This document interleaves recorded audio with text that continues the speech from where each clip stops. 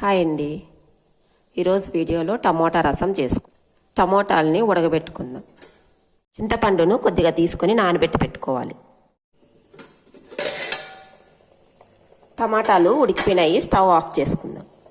టమోటాను చింతపండును బాగా పిసికి సపరేట్ చేసుకుందాం జ్యూస్ని. ఇప్పుడు రసాన్ని తిరగబాత పెట్టుకుందాం. తిరగబాతకు కావలసిన పదార్థాలు: ఎండుమిర్చి, కరేపాకు, తెల్లగడ్డలు దంచి పెట్టుకున్నవి, జీలకర్ర, మిరియాల పొడి. ఆయిల్ వేసుకుందాం. సాసవులు,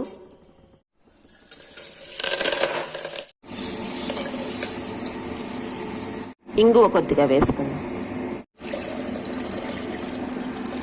రుచికి సరిపడ ఉప్పు,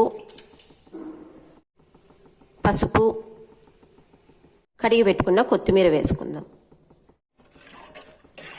ఇలా ఒక పొంగు రాగానే దింపుకొనేయడం. అన్నంలోకి రసం రెడీ.